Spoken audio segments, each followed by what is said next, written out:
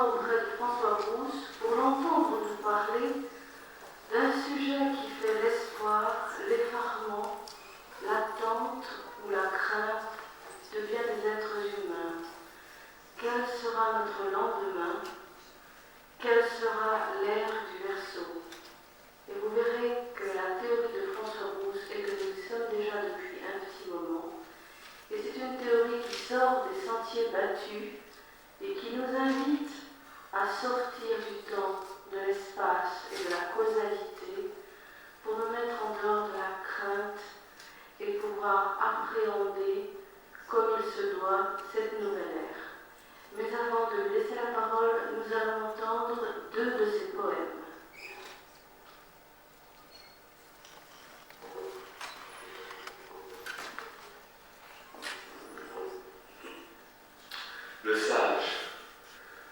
Le sage vient des cavernes secrètes de l'Inde.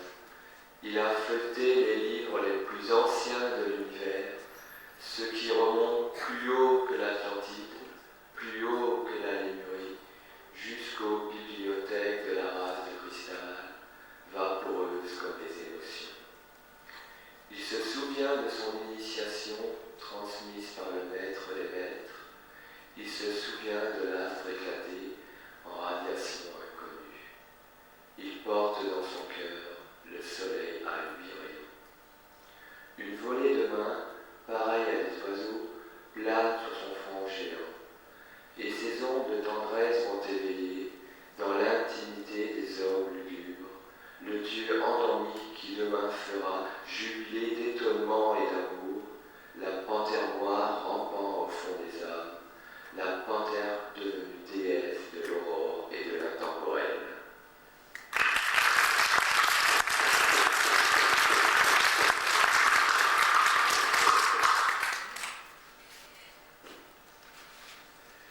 Le retour du sage. Sur un char de parfum, comme un prince de rêve, il vient des cieux lointains, il vient dans la poussière étoilée que soulèvent les chevaux du matin. Son bateau de retour est chargé de doctrine. Il porte en souriant, dans le cœur rénové qui brûle sa poitrine, les sages d'Orient. Le tir est abattu, dont la voix importune sur les torrents gronda. Le silence des mers et le calme des lunes évoquent le Bouddha. Les dragons bleus de jade aux écailles de bronze, aux ailes de cristal, jailliront hors de l'eau pour contempler le bronze dans son pays natal.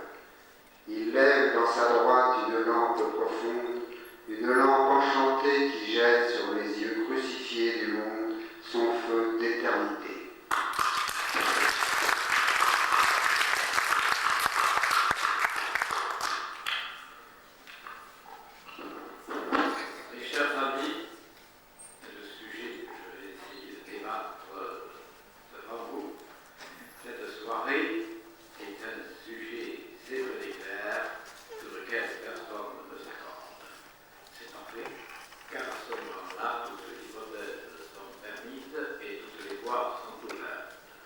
La théorie que j'exposerai me paraît être beaucoup plus précise, beaucoup plus vraie, beaucoup plus exacte sur le plan métaphysique, comme sur le plan astronomique, comme sur le plan psychologique, comme sur le plan historique. Alors, il existe naturellement plusieurs théories sur l'arrivée de l'ère du Verseau. La plus simple a été exposée par de nombreux astrologues, je peux dire, qui prétendaient que l'ère du Verseau ne viendrait qu'après l'ère du Poisson, ce qui est incontestablement vrai, mais qu'elle avait commencé avec la naissance de Jésus-Christ. En l'an 1, il suffisait par conséquent d'ajouter 2160 ans qui, traditionnellement, est la durée d'un mois zodiacal de la grande année babylonienne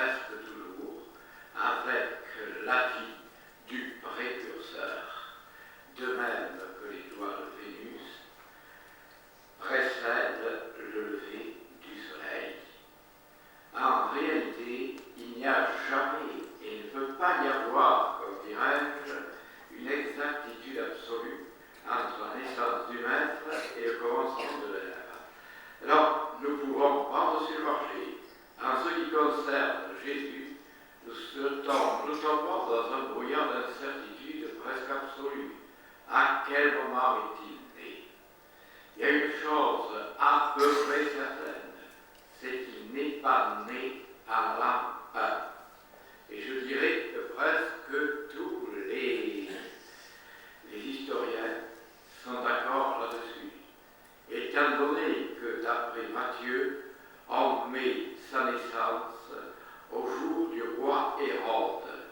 Il s'agit d'Hérode le Grand, qui est mort à -4 et qui a régné de -39 à -4. Donc il est né entre ces deux périodes. Soyons généreux et supposons qu'il ne soit né qu'à -4. De toute manière, il n'est pas né à 1. Et de plus, comme je vous dis, la marge est assez grande. Il n'est donc pas sûr, il est même à peu près sûr qu'il ne faut pas partir de l'an 1. Alors, de quel an faut-il partir? Nous allons le voir dans quelques minutes. Cette théorie est donc doublement fausse.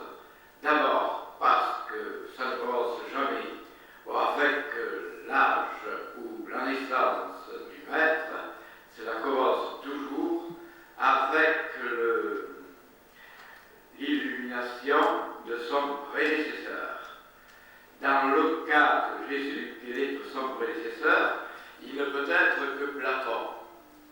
Platon, nous pouvons placer, si vous voulez, en gros, sa période entre 400, moins 429 et moins 347. Il y a à peu près 83 ans. Et dans cette période, par conséquent, ce serait le commencement, non pas de l'ère du Verseau, mais bien de l'ère des poissons. Et après, nous entrerons dans l'ère du Verseau. Alors, si l'ère du Poisson a commencé, mettons, moins 400, nous ajoutons, si vous voulez, 2160, et voilà où les choses ne vont plus. Ce n'est pas 2160, la véritable durée d'un mois cosmique. C'est 2145. Comme je l'ai exposé, à partir des secrets de la Grande Pyramide et du fameux nombre magique et mystique qui est 286,1. Ce nombre a été découvert par tous les pyramidologues. Il est, comment dirais-je, ce qui sépare la plateforme de la Grande Pyramide. Vous savez fort bien que la Grande Pyramide n'a pas de pointe. Il y a simplement une plateforme. Et ensuite, il y a l'apex idéal, la pointe idéale. Et elle se trouve, celle-ci, à 286,1 coudées égyptiennes. Alors, c'est donc plutôt ce chiffre de 186,1 qui, d'après Georges Barbarin, est le chiffre de l'harmonie cosmique. C'est ce chiffre qui doit être pris en considération pour calculer la longueur de l'ère, la véritable longueur du mois cosmique. Or, un des nombres sacrés de l'Égypte, et même le nombre sacré, c'est 9. 90, par conséquent, on peut ajouter très facilement un 0. Et 9 étant le nombre des 9 divinités qui, par leur voix, par leur chant, par leur lyre, par leur théâtre, par leur lutte, sont à la base de l'harmonie du cosmos, il suffit, comme me l'a expliqué certains maîtres, de multiplier par 90 286,1, nous aurons l'année cosmique, c'est 25 749, si je me trompe. Et si on utilise ça par 12, c'est-à-dire chaque mois cosmique, nous avons 2145. Il y a une différence de 15 ans, je sais bien, mais cela peut quand même compter dans les supputations de l'histoire du monde. Alors, chaque année, d'après cela, chaque mois est un mois cosmique. Et chaque mois cosmique apporte une nouvelle religion, un nouveau prophète, une nouvelle philosophie, un nouveau peuple chef, une nouvelle capitale du monde. Et on retrouve à travers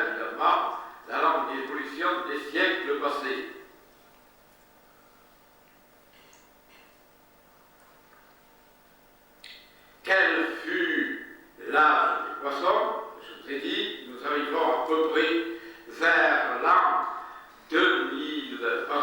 1789, ou 1790, 1791, etc.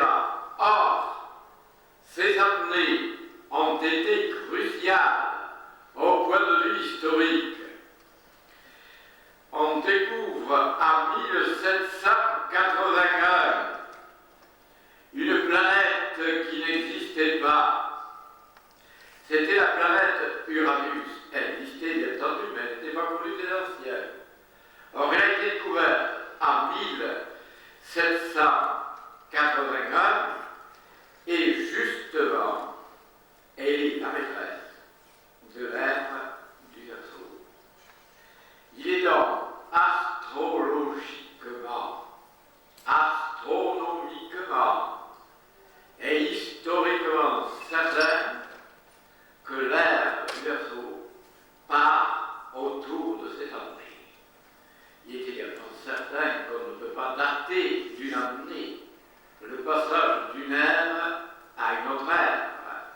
On ne peut le dater qu'à travers, mettons, 72 ans, c'est-à-dire le temps que met le Soleil à parcourir ainsi un degré zodiacal.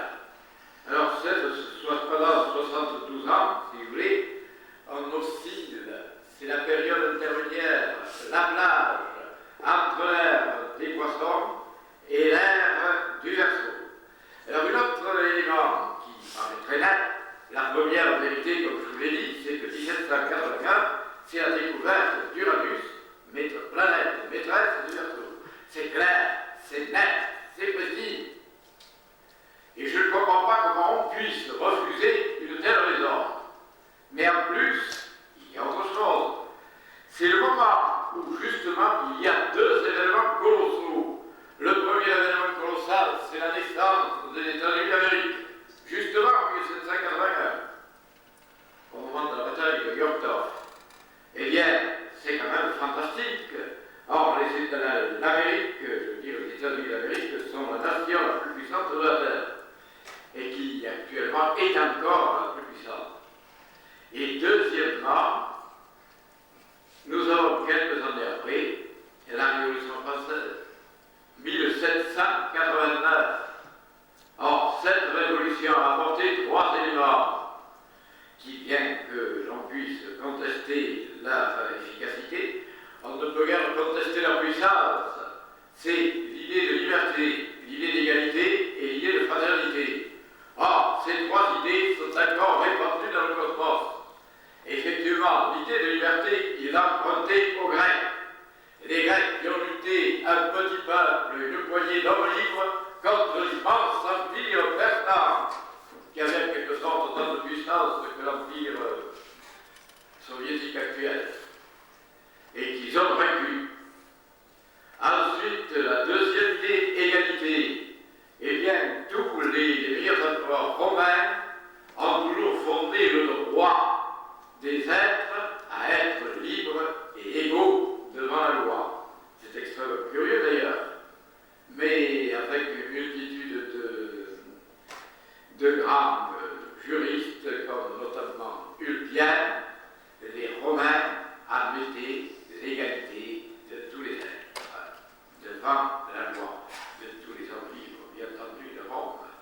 Et nous aboutissons ensuite à la fraternité. Or, la fraternité existe depuis le commencement des âges, depuis Krishna, qui demande que l'on aime tous les êtres, depuis Bouddha, qui déclare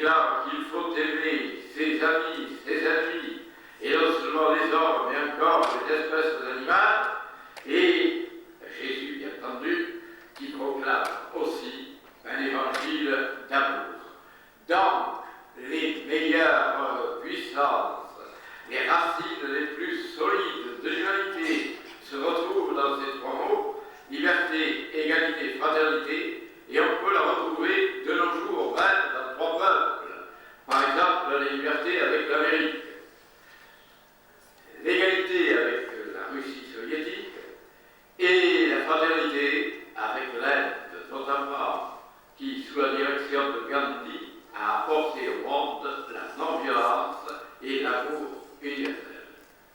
Voilà donc des éléments très nets qui semblent nous démontrer que c'est autour de l'année 1781 que l'on est entré dans l'ère du assaut. Un deuxième élément extrêmement net aussi, jusqu'alors, la personnalité centrale de l'ère du assaut, je veux parler de Jésus. Eh bien, on admettait très bien qu'il avait existé physiquement en chair et en os. Les uns en faisaient le Fils unique de Dieu, les autres en faisaient un sage, agréable à la divinité, les autres en faisaient l'imposteur, et c'est très probablement ainsi que Averroès le considérait. Lui qui a écrit dans le Science, dans la clandestinité, un livre fameux intitulé Les Trois Imposteurs. Il déclare que les peuples ont été trompés par trois hommes. Le premier, c'est Moïse, le deuxième, c'est Jésus-Christ, et le troisième, c'est Mahomet. Comme il était prudent, Averroès n'a jamais signé son ouvrage. Il risquait d'être tué 3 fois, et même plus de 3 fois, si j'ose m'exprimer ainsi. Mais enfin, jusqu'à présent, on admettait que Jésus existait, quel qu'il soit, faux prophète, fils de Dieu, sage, aimé de la divinité. Mais c'est la première fois, aux environs de l'an 1781,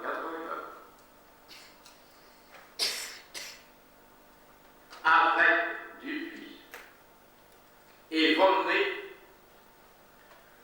on a affirmé qu'il n'existait pas, qu'il n'avait jamais existé, que nous avions affaire à un mythe astronomique d'après les premiers auteurs, qui ensuite est devenu un mythe sociologique et ensuite un mythe métaphysique. Mais quels que soient les auteurs qui sont venus par la suite, ils se rattachent précisément au grand mouvement déclenché par Volney et par Dupuis, qui nie l'existence historique du prophète. Or, quand on commence à nier l'existence historique d'un prophète, c'est la preuve irréfutable que l'ère de ce prophète est complètement terminée. Elle est terminée, sans doute, il y a des admirables recrudescences du christianisme, d'accord, mais il ne reste pas moins vrai qu'actuellement l'Église est en train de mourir de sa belle mort, qui est tout simplement une mort par inanition. Car en réalité, les séminaires sont vides et il n'y a plus suffisamment de prêtres pour continuer, si j'ose dire, les grandes fêtes de la vie religieuse. Il semble que de moins en moins les vocations puissent s'exercer. Elles sont de plus en plus rares et l'Église, normalement, est condamnée à mourir. Mais sa mort a commencé vers 1781, au moment où l'on nie l'existence physique de Jésus-Christ. Voilà plusieurs raisons. Y en a-t-il encore d'autres? Il se peut très bien. Mais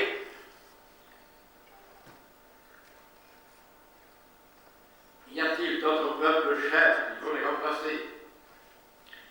Je me rappelle en passant quelque chose d'extrêmement curieux, c'est que Volney était l'oncle lointain de Victor Hugo. Et qu'il est probable que Hugo, dès son enfance, ait connu ceci. Et il le savait très bien qu'il a placé l'histoire de la transformation du monde, il l'a passé en 1793. Avant lui, je vous cite quand même l'exemple de Nostradamus, qui déclarait que l'an 1792 verra une véritable rénovation, qu'on croira être une rénovation totale. Vous trouvez ceci dans sa lettre à Henri II. Il semble bien que Nostradamus savait que c'était en 1792. Eh bien, Volney déclare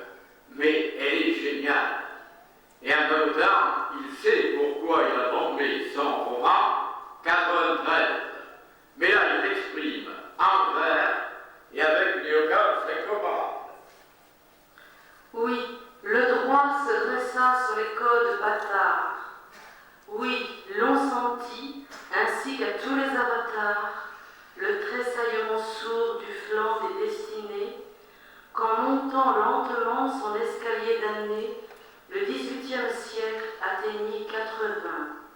Encore 13, le nombre étrange et le jour 20. Alors, comme il arrive à chaque phénomène, à chaque changement d'âge de l'âme humaine, comme lorsque Jésus mourut au Golgotha, l'éternel sablier des siècles s'arrêta, laissant l'heure incomplète et discontinuée. L'œil profond des penseurs plongea dans la nuée, et l'on vit une main qui retournait le temps. On comme vous voyez, très précise. Après. On comprit qu'on touchait aux solennels instants, que tout recommençait, qu'on entrait dans la phase, que le sommet allait descendre sous la base, que le nadir allait devenir le zénith, que le peuple montait sur le roi qui finit. Un blême crépuscule apparut sur Sodome, promesse menaçante, et le peuple, pauvre homme, mendiant dont le vent tordait le vil manteau, força dans sa galère, où juif dans son ghetto se leva, suspendit sa plainte monotone et rit, et s'écria, voici la grande automne, la saison vient, c'est mûr, un signe est dans les cieux. On peut dire que c'est une procédure extraordinaire. Maintenant, l'automne pendant ce marché, nous verrons qu'il peut y avoir deux groupes, deux cycles qui se mêlent. Et quand pour l'un c'est le printemps, il se peut que pour l'autre ce soit l'automne. Il y a une planète d'ailleurs extrêmement curieuse, une planète, une étoile appelée Vendémiatrix, qui veut dire la part dangereuse, et qui se trouve toujours mêlée au grand changement d'équilibre du monde. Est-ce que vous pouvez voir ce qui consulte la part dangereuse? La Révolution, pressoir prodigieux, commença le travail de la vaste récolte, et des cœurs comprimés exprimant la révolte, broyant les rois caducs debout depuis Clovis, fit son œuvre suprême et triste, et sous sa vis toute l'Europe fut comme une vigne sombre. Alors, dans le champ vague et livide de l'ombre, se répandit, fumant on ne sait quel flot noir, aux terreurs, et l'on vit, sous l'effrayant pressoir, naître de la lumière à travers d'affreux voiles, et jaillir et couler du sang et des étoiles.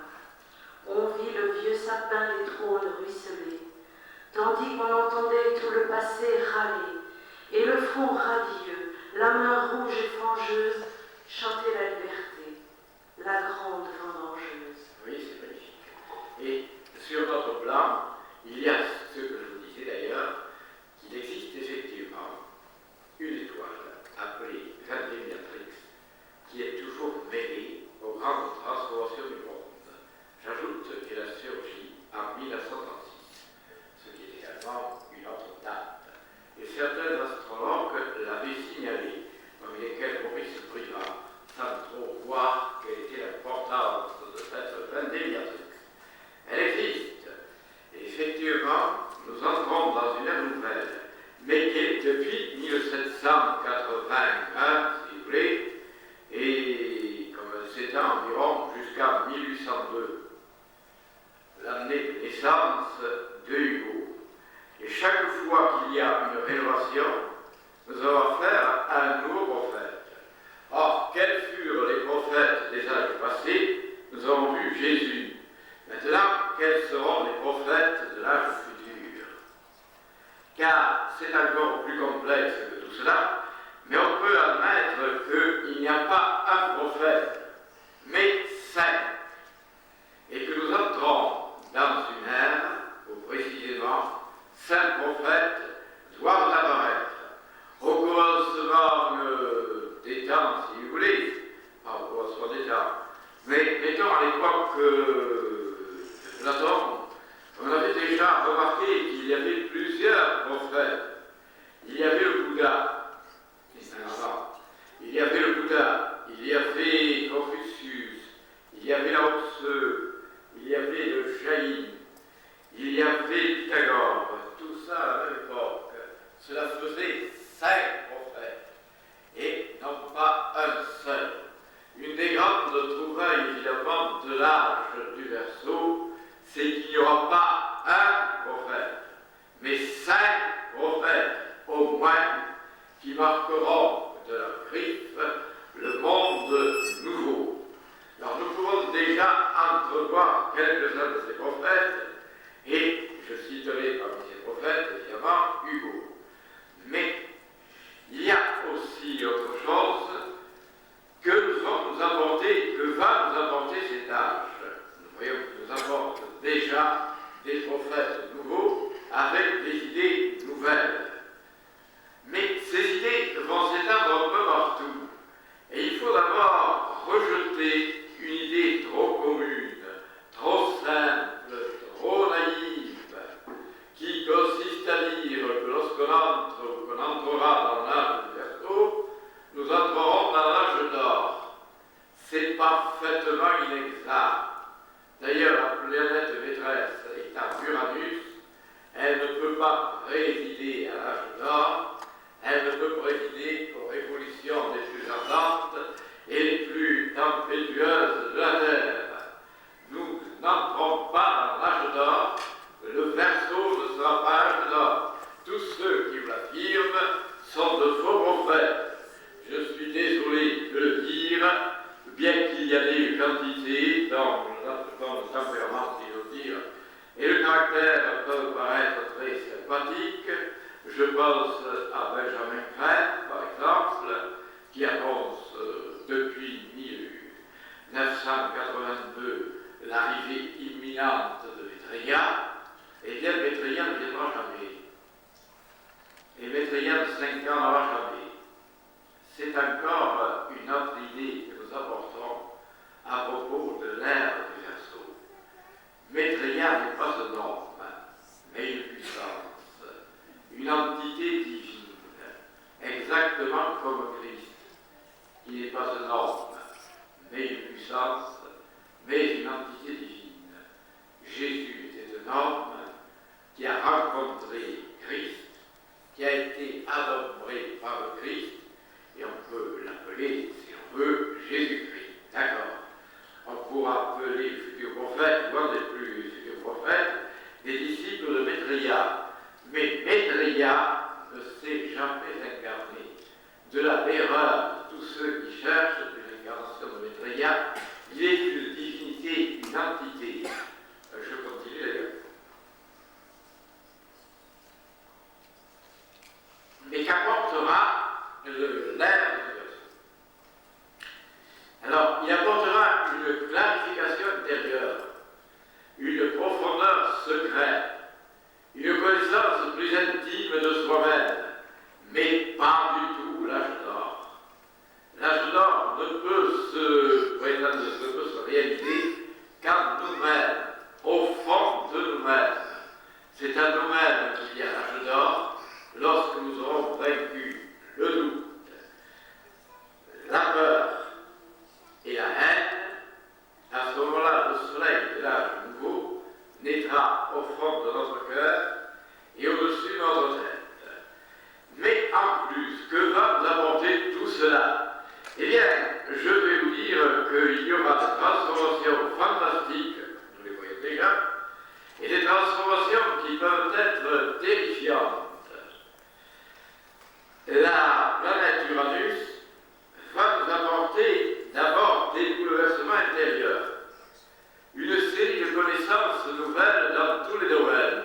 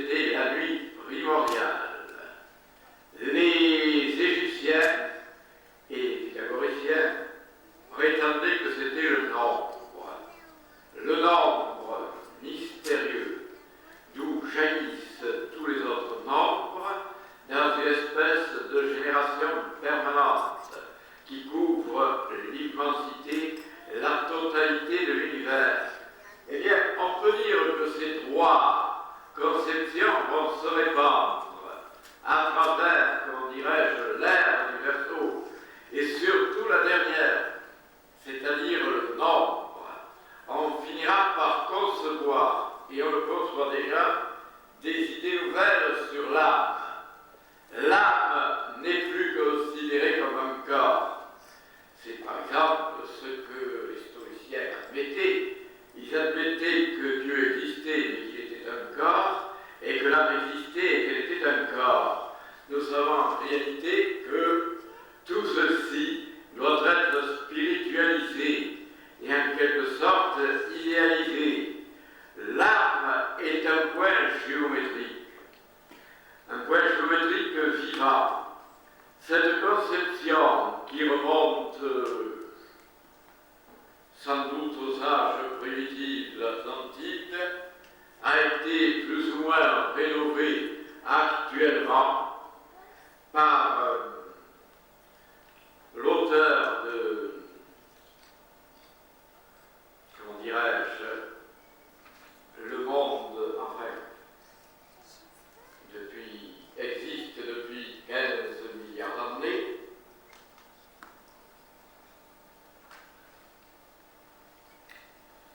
Et il prétend que nous devons admettre que l'être est composé de points géométriques avec un rayonnement qui s'étend dans l'infini. Cette conception, vous la retrouvez déjà dans le comte Saint-Germain, tel qu'il m'avait exposé ses idées il y a assez longtemps de cela, vers 1966, où il prétendait que tout était composé de points rayonnements. Effectivement, lorsque Jean Charon parle de ces points d'où jaillissent une multitude de forces qui remplissent l'univers, il ne fait que reprendre les idées exposées une vingtaine d'années avant lui par le comte Saint-Germain et qui se retrouvent, à mon avis, déjà chez les bouddhistes du 8e siècle, qui affirmaient que tout était uniquement composé de points géométriques et que la matière n'existait pas. D'ailleurs, comme dit Diderot, comme le disait Denis Diderot, c'est la honte de l'esprit humain d'admettre de ne pouvoir pas démolir les conceptions, les arguments de Berkeley contre l'existence de la matière. Au lieu de dire cela, Diderot ferait mieux de se demander pourquoi ces arguments n'ont jamais été démolis et de penser peut-être que parce qu'ils étaient vrais. La matière est quelque chose d'inconcevable, d'incompréhensible, d'absurde, qui ne peut pas exister, qui est un rêve et qui se trouve plongé dans le rêve du temps, de l'espace et de la causalité.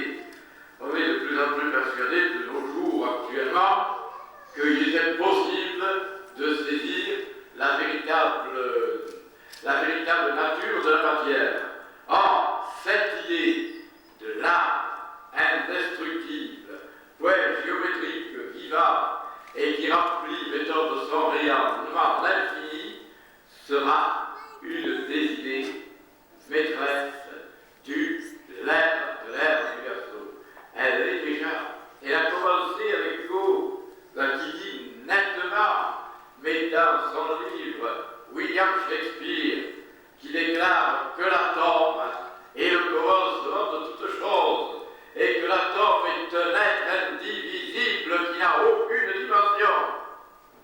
C'est lui qui le premier l'a dit, faisant par conséquent creusant le chemin de Jean Charon actuellement. Et c'est comme je vous l'ai dit, Hugo étant un des prophètes de l'ère du Verseau, il est tout à fait normal qu'il l'ait dit. Mais après, quelles seront les autres qualités, si on peut dire? Bien, les autres qualités seront que Dieu existe, notre idée qui se répandra de plus en plus, elle est répandue à travers le monde actuellement. On sait très bien que les vieux dieux s'écroulent de tous les côtés. Il n'en reste pratiquement plus. Il est difficile, je m'excuse, de le dire. Je parle à des êtres évolués. Il est tout de même difficile d'admettre Allah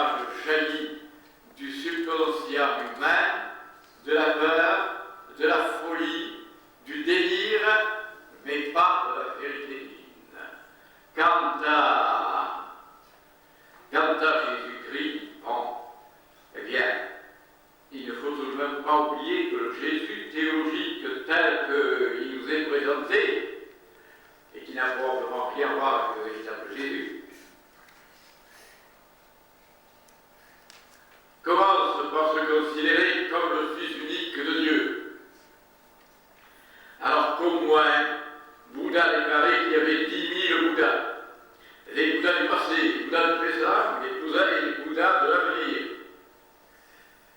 Il est difficile aussi d'admettre qu'il nie toutes les âmes animales.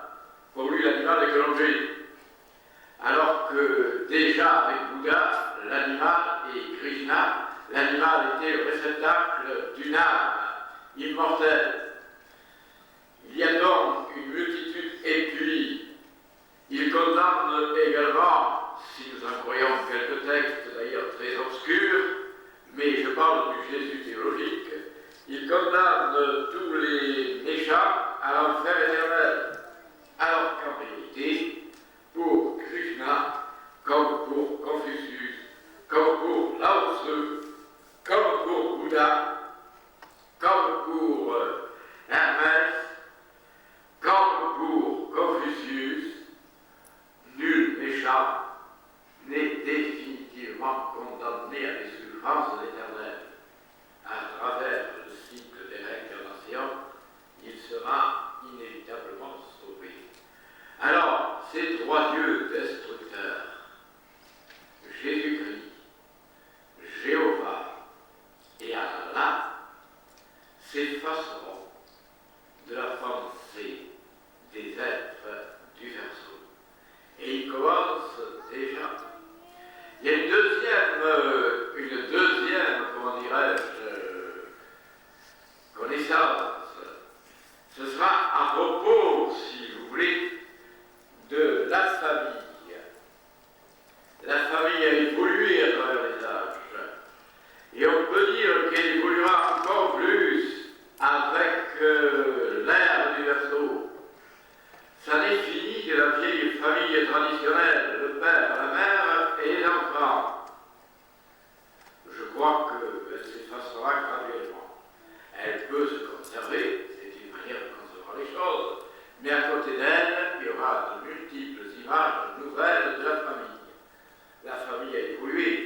On a commencé par avoir la famille mettant à l'intérieur du clan.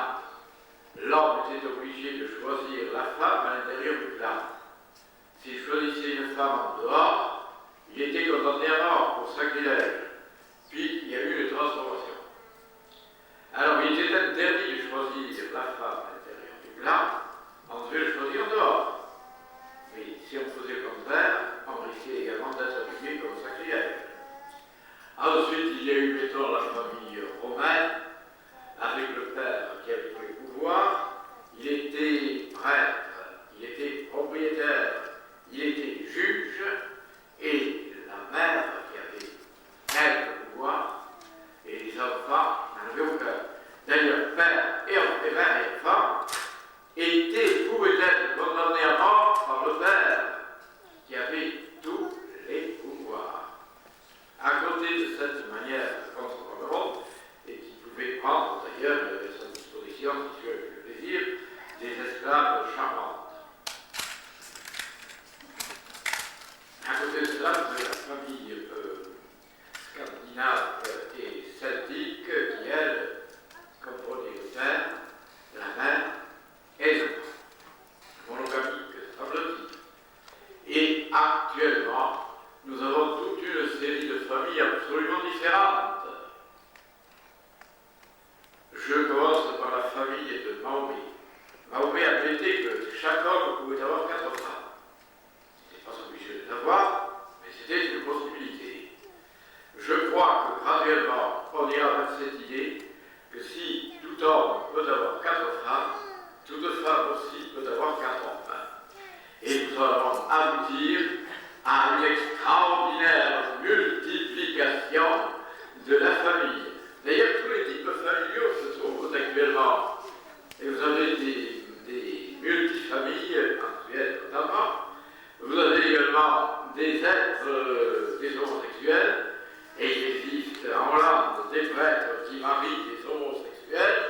Nous avons donc, comment dirais-je, l'éclatement des vieilles notions de la famille. Ce qui ne se fera pas sans tumulte et sans désaccord et sans combat. Mais cela peut très bien se faire sans pourtant que l'on soit très orge. Et il peut y avoir toutes les formes possibles de la famille.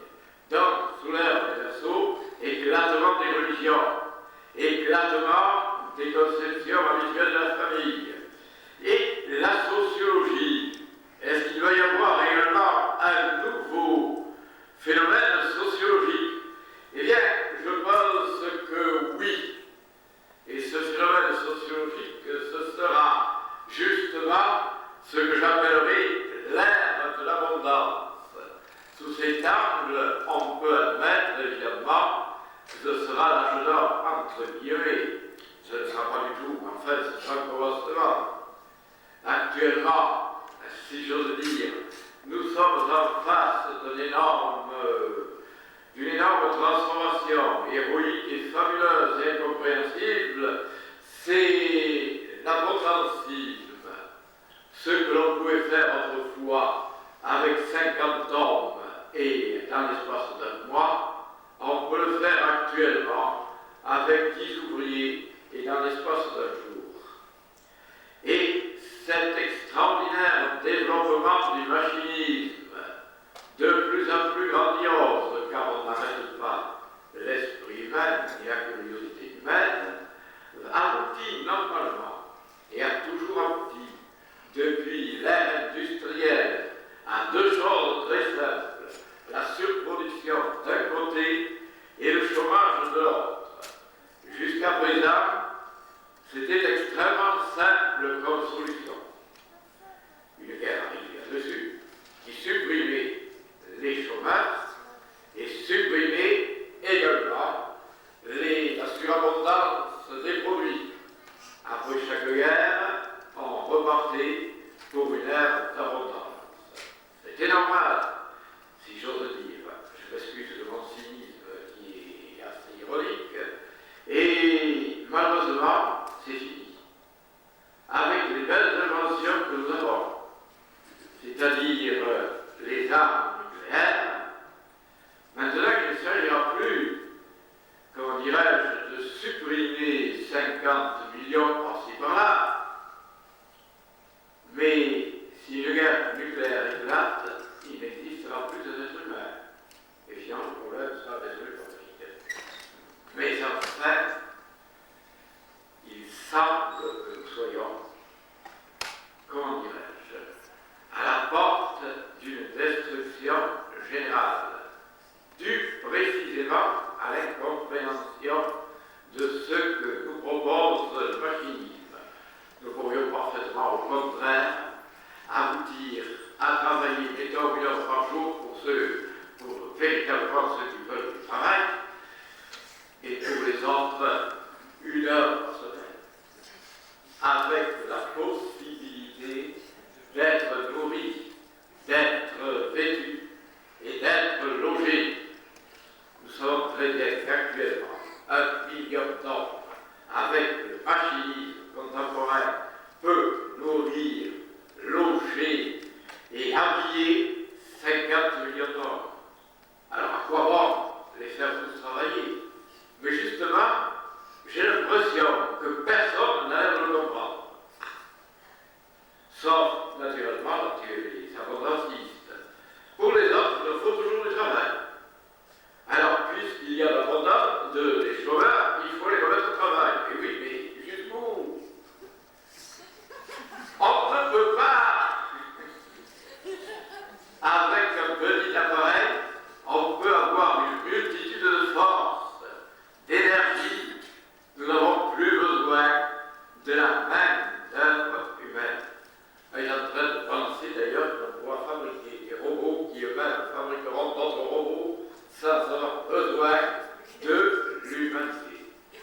Les machines, en effet, vont remplacer l'homme. C'est la grande relève de l'homme par les machines. J'espère qu'on le fera. Mais à ce moment-là, il vous suffira, par exemple, vous, d'avoir, mettons, une année de service civique. Une année. Vous travaillez de 8 heures à midi et de 2 heures à 6 heures. Pendant une année. Avec dimanche, jour férié et vacances. Et après, vous aurez droit à une carte qui vous donnera la possibilité d'entrer dans les grands magasins d'État et d'avoir ce que vous voulez, au point de vue nourriture, au point de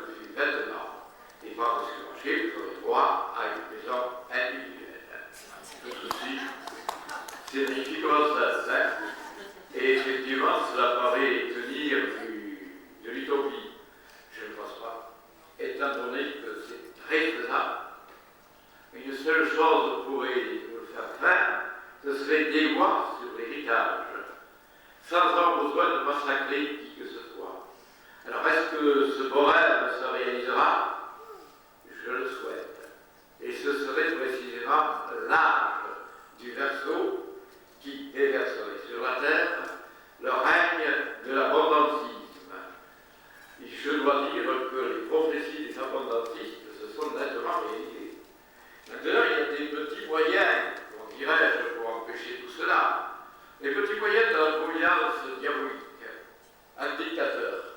Arrive un dictateur par-ci, Staline. Il engloutit 50 millions d'hommes. C'est pas mal. Un autre dictateur, Mao, 50 millions d'hommes de plus. Mais c'est vite, très vite complet. D'autant plus que la grande sottise des religions, sauf le bouddhisme et sauf l'hindouisme, la grande sottise des religions, c'est de demander la multiplication des familles. Alors, j'entendais, je ne sais plus à quelle radio, ou plutôt à quelle télé, quelqu'un qui était vexé parce qu'il n'avait que 10 enfants, alors que l'autre en face, la dame qui avait été primée, en avait que 15. Mais c'est épouvantable. Nous sommes déjà, ne pas l'oublier, 5 milliards d'êtres humains. Et si vous ajoutez à chaque instant des êtres humains, vous allez aboutir à la destruction de l'humanité. C'est pourquoi tous les chefs religieux qui sont contre les produits contraceptifs sont de dangereux criminels inconscients. Comme ils sont inconscients, je les absous. Mais tous ceux qui sont contre précisément des moyens de restreindre la naissance, qui sont aussi contre l'avortement, me paraissent être de dangereux criminels inconscients, comme je vous l'ai dit. Alors, nous allons aboutir très probablement à une révolution complète de toutes ces conceptions. Et ce n'est pas tout. Voilà les conceptions nouvelles qui surgiront. Les transformations sociales qui, je l'espère, arriveront aussi à exister. Les transformations au point de vue abondantiste, au point de vue social et au point de vue humain. Quels seront les états d'âme de tous ces êtres humains? Eh bien, je crois qu'ils devront être pratiquement végétariens, non violents, et en même temps que le nombre d'émettres, des vrais, se multipliera sur la Terre. C'est peut-être à ces conditions-là que l'humanité sera sauvée. Je ne le garantis pas, parce que nous sommes entrés à la fin des âges depuis 1781. Et nous allons dans un monde, je vous ai dit que l'âge d'or n'était pas pour demain. Non, il n'y a pas d'âge d'or. Le seul âge d'or, c'est l'âge d'or avec nous-mêmes. Et je peux vous faire constater que depuis, je suis un peu triste de le dire, mais depuis, mettons, la fin du XVIIIe siècle jusqu'à nos jours, les guerres vont se multipliant, elles deviennent de plus en plus meurtrières, et on finira, si cela continue, par la destruction pure et simple de l'humanité. Comment l'éviter? Je vous l'ai dit, en étant végétarien, en étant non violent et en suivant une discipline spirituelle. Quelque chose de nouveau également qui se réalise à l'époque de l'ère du Verseau, ce sont les maladies nouvelles.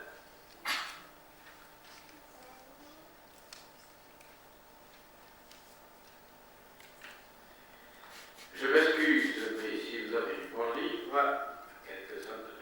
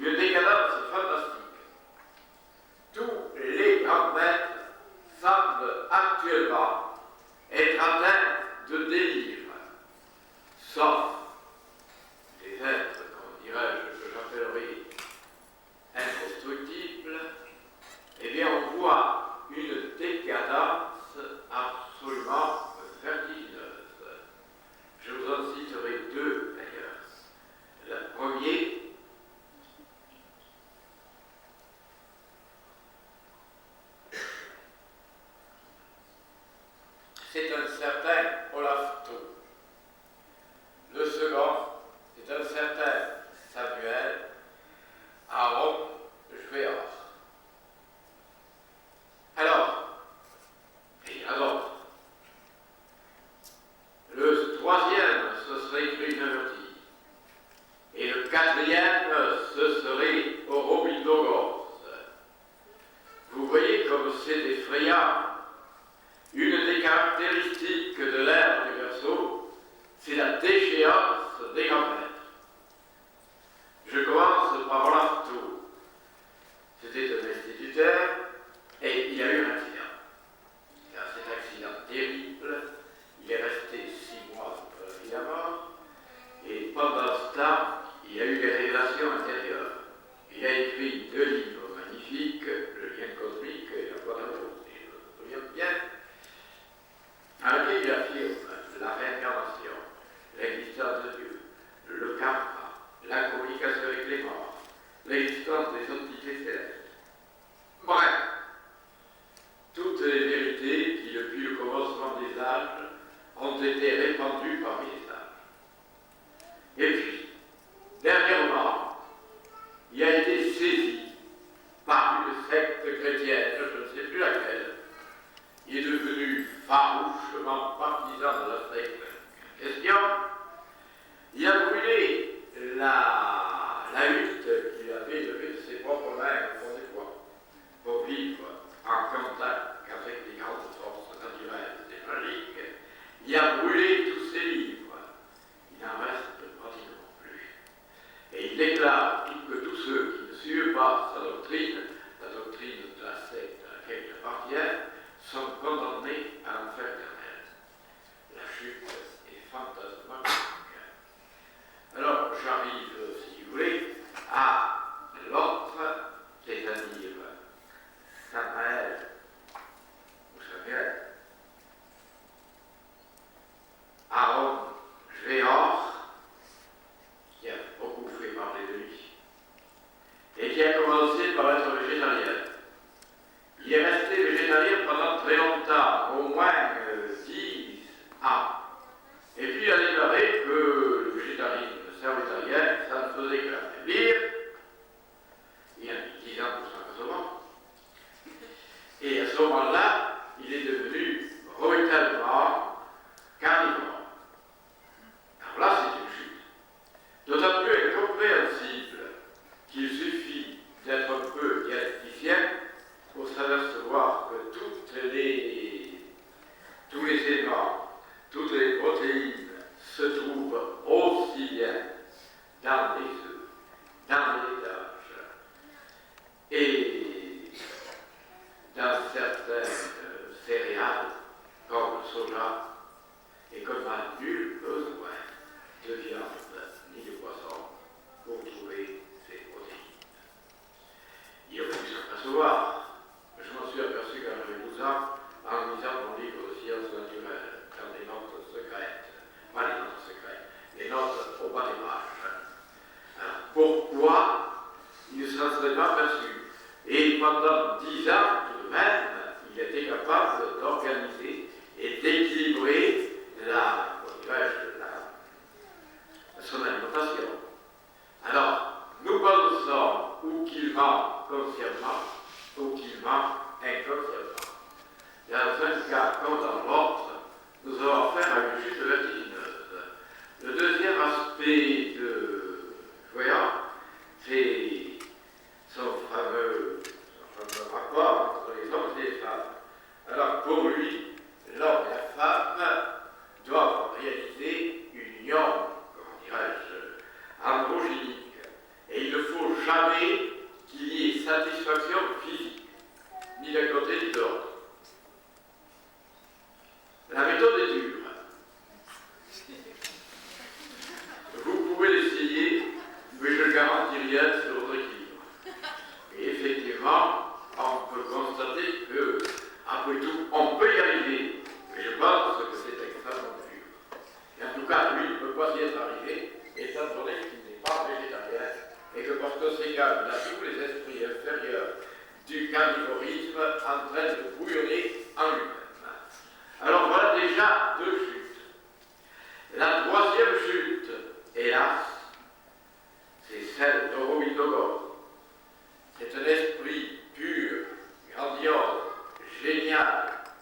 qui a écrit de très belles pages dans tous les domaines de la philosophie et qui a affirmé qu'il pouvait apporter l'immortalité physique. Il s'agissait de faire descendre l'esprit dans le mental, puis dans ce que j'appellerais le grille astral, puis enfin dans l'éthérique et dans le corps physique. Or, il n'y est pas parvenu. On aurait pu douter, on aurait pu attendre, mais il est mort. Alors, un gaillard qui prétend apporter une transformation totale de l'humanité par une rénovation complète de toutes les cellules, de manière à rendre le corps physique immortel, et qui meurt, c'est un peu fort.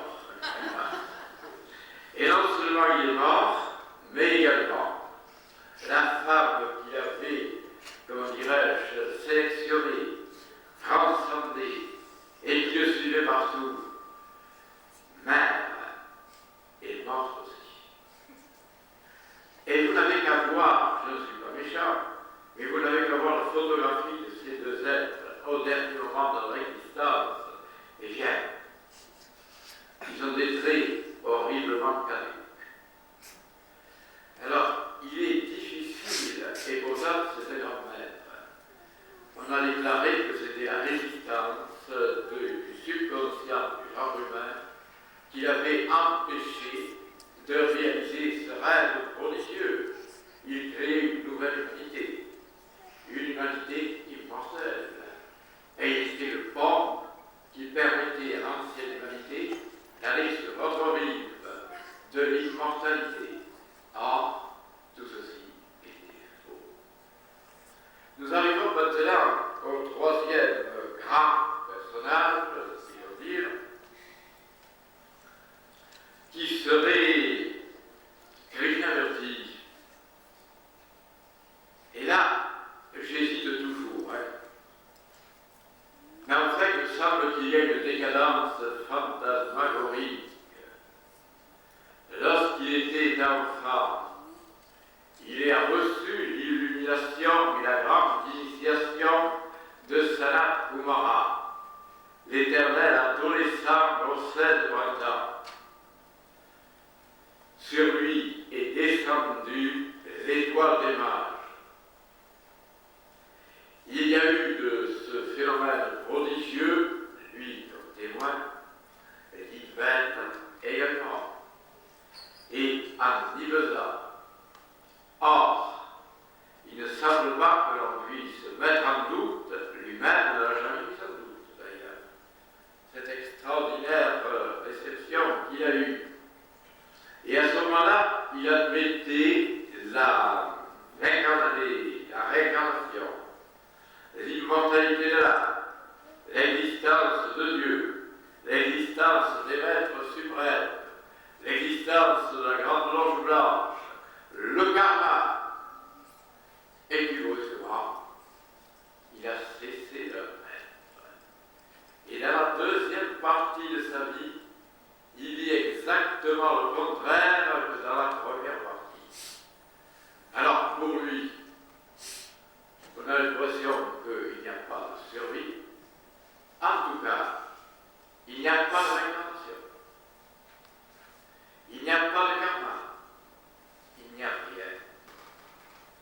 Il n'y a pas de Dieu, naturellement. Il n'y a pas d'âme immortelle. La seule chose qui reste, c'est qu'il a toujours été végétarien. Et il a toujours été non violent. Et il a toujours été métaphysicien idéaliste. Ce n'est pas lui qui commettra l'énorme erreur que commettent la plupart des maîtres ou prétendus tels, de déclarer que si vous voulez avoir de l'argent, du prestige social, de la santé, eh bien, il faut faire agir votre mentalisation. Lui, il est trop pur.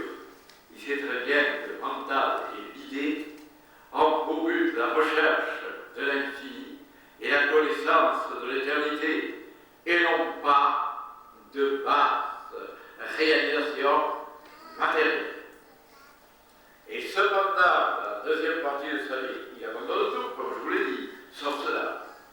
Ce qui fait que son cas me paraît quand même intéressant. La deuxième partie, il dit que la réincarnation n'existe pas. Il dit que les rapports entre le gourou et son disciple sont une pure abomination.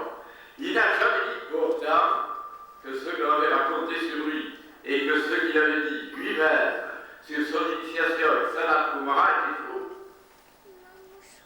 Et même, à un certain moment, il déclare tranquillement, même dans la deuxième partie de sa vie, nous avons fait un véritable chaos à la parole. Il déclare tranquillement qu'il est le sauveur du monde et que nul ne peut être sauvé s'il ne se tourne vers lui. Ensuite, il déclarera tout le contraire.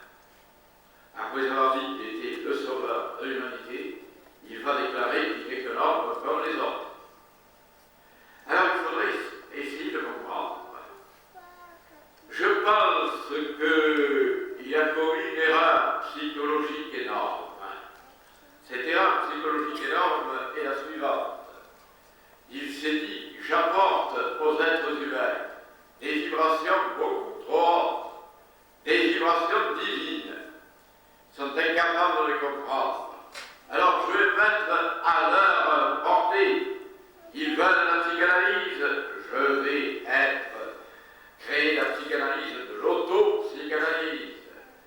Ils veulent, comment dirais-je, des éléments scientifiques, je vais parler aux scientifiques et je parlerai en même temps à leur nom.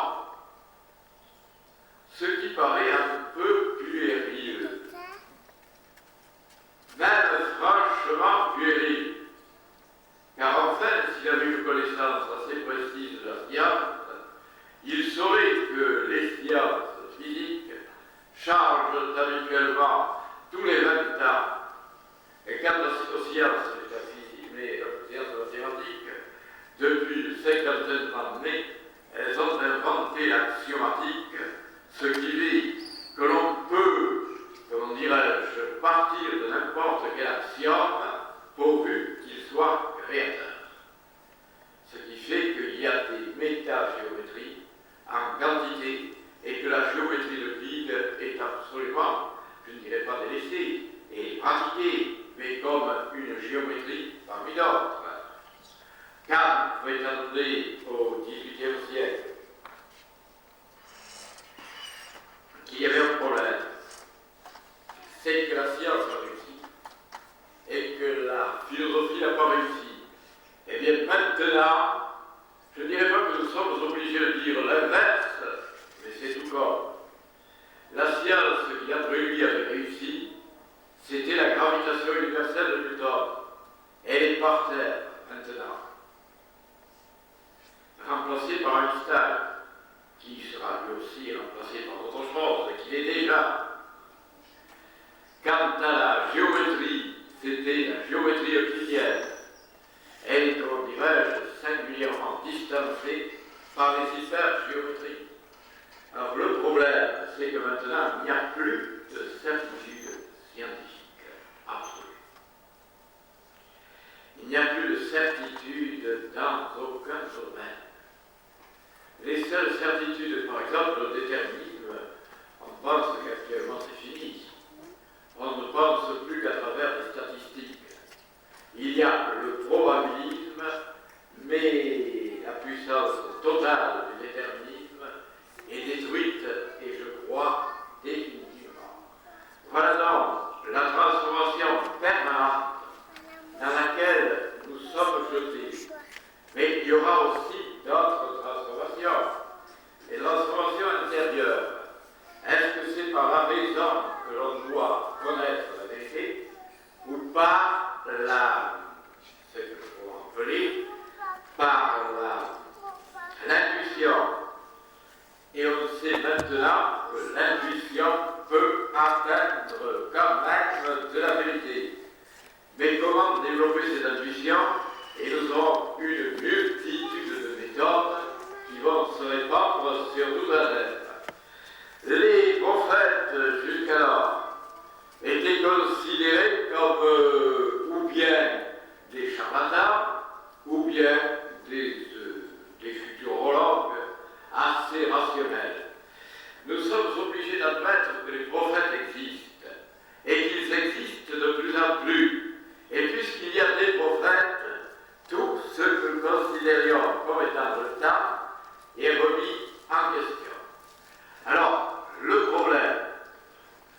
en réalité, je vous citerai, si vous voulez, un exemple de prophète très simple,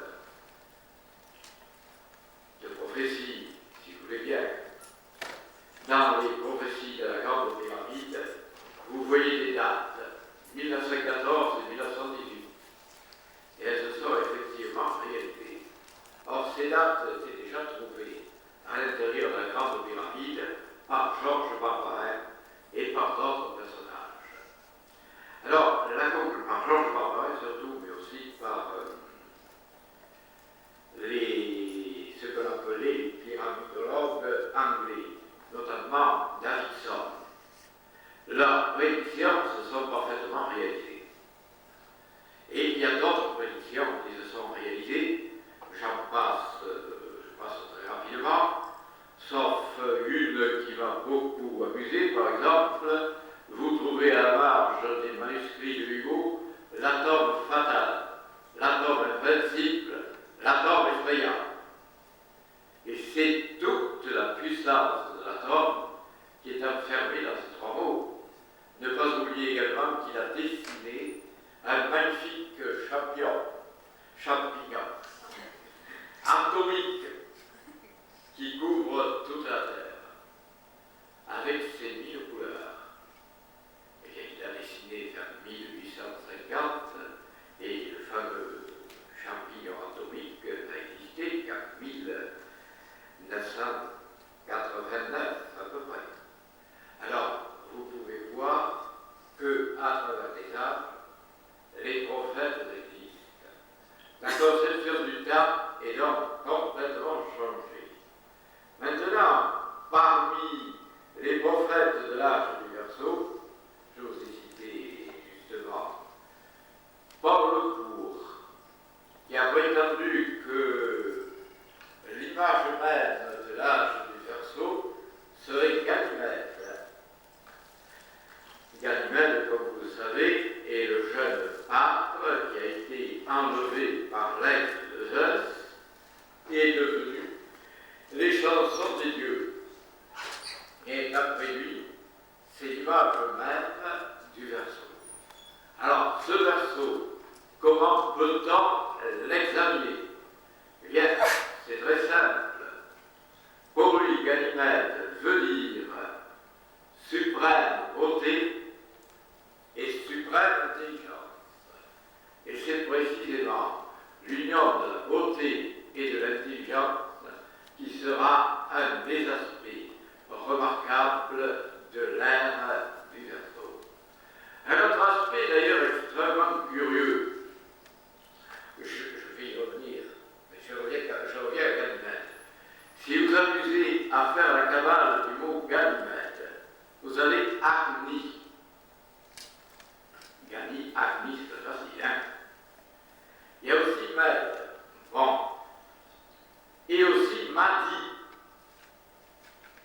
Or, le Madi est annoncé par les musulmans comme étant le dernier prophète du monde. Il convertira, paraît-il, le monde à l'islam ou à l'idée d'un Dieu unique. Mais il y a aussi le mot Amida. Je vous rappelle peut-être que Amida, Bouddha, c'est l'image du parfait Bouddha, du Bouddha éternellement bon, qui est à la fois la lumière infinie et la compassion infinie, et qui apparaît dans les vies éblouissantes du Vesta. La conclusion est très nette. L'idée de l'amidisme doit se répondre aussi à travers les peuples de la terre. En tout cas, de nouvelles manifestations d'Amida. Il y a aussi le Madi, comme je vous l'ai dit, mais on peut également y voir Amadis, avec un peu de tricherie à peine, Amadis, si vous voulez. Or, Amadis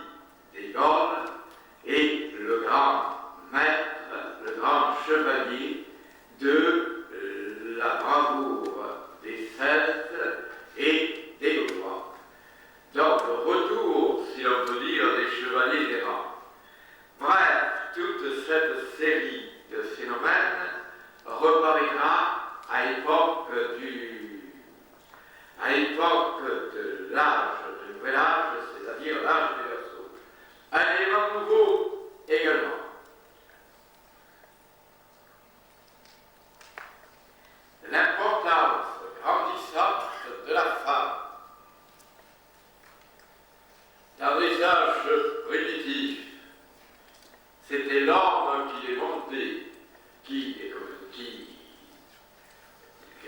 est montré et en même temps commandé. Sous l'âge du Père, c'est le visage magnifique de Moïse. D'accord. L'homme paru, le vieillard, le prophète.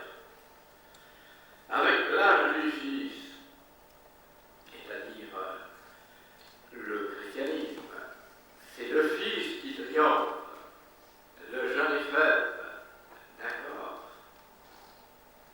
Et l'âge de l'Esprit Saint, qui correspond d'une certaine manière à l'ère du verseau, ce sera la femme. Et vous pouvez constater que depuis, dirais-je, assez longtemps, la femme domine un peu partout. Et tout partout, elle domine dans tous les domaines. Du moins, elle apparaît. Elle apparaît et elle s'empare du pouvoir de manière générale. Même, y compris, jusqu'à la tête des États. Madame Thatcher, par exemple, Indira Gandhi, par exemple, et d'autres. Alors, la conclusion, nous allons vers l'ère de la femme. Or, l'ère de la femme aboutira peut-être à plus de compréhension et plus d'amour. Et attention, plus de fanatisme aussi. Parce que le seul élément à peu près normal de l'homme, c'est sa stabilité. Et sa stabilité rationnelle, ça définit d'ailleurs.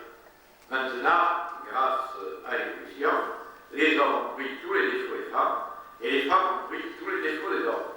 Et nous allons vers une espèce de chaos d'où émergera peut-être un monde nouveau et meilleur. En tout cas, je pense que l'influence de la femme peut être bénéfique. Elle le sera, et un élément nouveau aussi, c'est qu'il y aura des femmes que j'appellerai des femmes non pas divines, mais des femmes avatars. Il y a toujours eu des femmes avatars, mais elles étaient plus ou moins dissimulées, nettement dissimulées. Il y a par exemple les 21 Taras dans la mythologie tibétaine, qui sont en réalité 3 Taras, qui se sont incarnées plusieurs fois, chacune 7 fois. Mais en fait, ça fait 21 personnalités féminines, et il y en a dirais-je, le génie. Eh bien, de nos jours également, 3 ou 4 femmes se sont réincarnées. Il y a eu premièrement Blavatsky, la grande et illuminée interprète des maîtres de l'Himalaya. Elle s'est incarnée depuis 1982. Il y a également Zora, qui s'est également incarnée depuis en principe 1975. Vous aurez donc, et très probablement une 3e femme, qui s'incarnera bientôt et qui fera partie de la couronne resplendissante des femmes avatars du XXe siècle. Nous aurons donc toute une série de femmes avatars à côté des hommes avatars. Et sera quelque chose de nouveau dans l'histoire du monde. Est-ce que tous ces phénomènes, si on peut dire, pourront aboutir à quelque chose d'authentique? Nous l'espérons. Il y a des prophéties dans ce genre, et des prophéties, par exemple, bibliques. Nous allons vous lire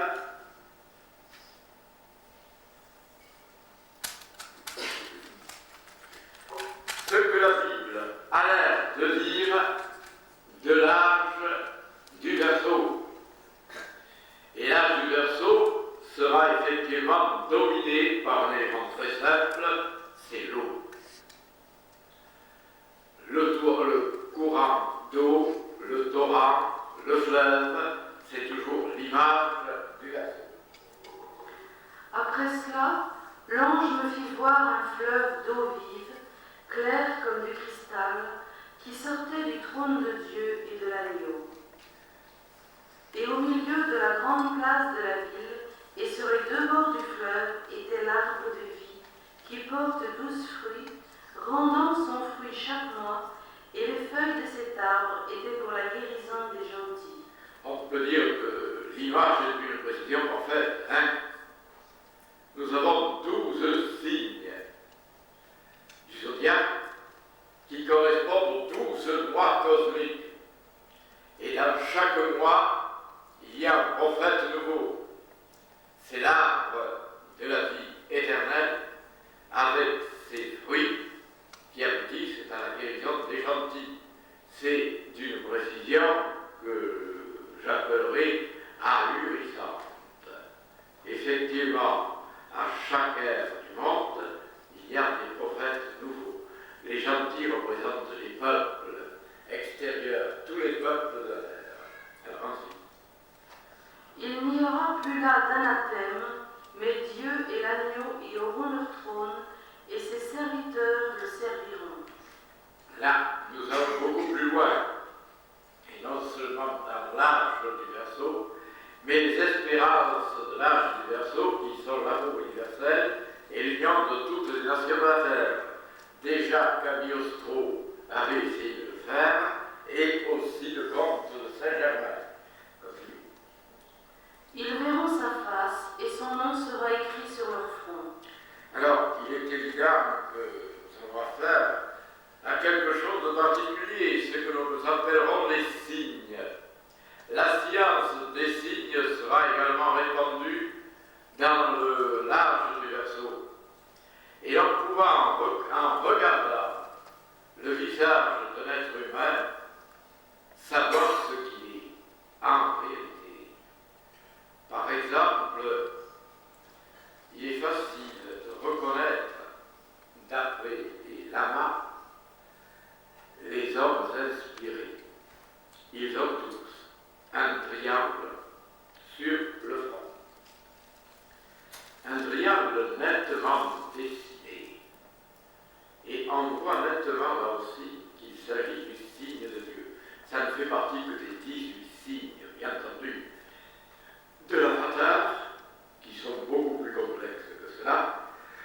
Vous avez notamment des oreilles assez longues, c'est amusant. Vous avez également un signe dans le cœur. Vous avez aussi, sous la plante des pieds, d'une manière générale, 2 triangles, 2 signes. L'étoile des Salomon et l'étoile d'Hermès. Mais enfin, il y en a d'autres, notamment une sorte de constellation de points qui dessine la grande ours sur le ventre du prédestiné. Mais enfin, tous ces signes commenceront à être connus, et notamment celui qui est sur le front. Le front doit avoir un triangle, et de plus, le haut de la tête doit être nettement incurvé et porter ce que Gall appelait la bosse de la théologie. Les oreilles aussi doivent être assez longues. Et il y a d'autres signes que, par exemple, les jambes doivent être semblables à du marbre, c'est-à-dire d'une parfaite harmonie et dépourvue de système pileux. C'est extrêmement curieux, il y a environ toute une série de signes. Il y en a au moins 18. Vous les retrouverez à travers Alexandra Tatini, par exemple, et c'est assez amusant. Elle en parle avec ironie, mais elle les donne quand même. Alors, on peut dire que la science des signes sera développée de nos jours. Ensuite. Il n'y aura plus là de nuit, il n'y aura point besoin de lampe ni de lumière du soleil, parce que le Seigneur Dieu les éclairera, et ils régneront au siècle des siècles. Là, attention, nous extrapolons, c'est l'auteur Saint Jean probablement,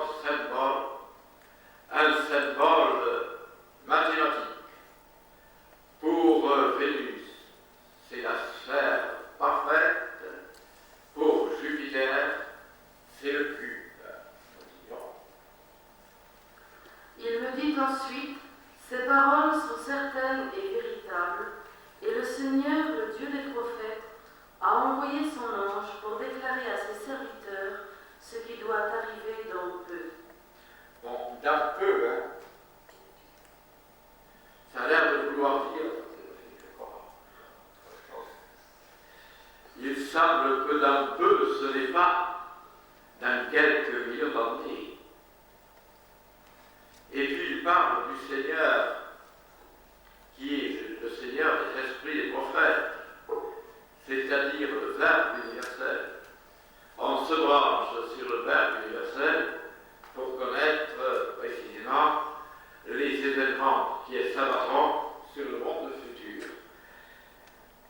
Il y a d'autres images, évidemment, mais nous pouvons considérer que l'essentiel peut être dit. Il y aura donc l'influence des femmes, et il y aura des bouleversements énormes aussi. Ces bouleversements énormes ont été annoncés par Keynes. Keynes nous avait dit qu'il y aurait des transformations sur le plan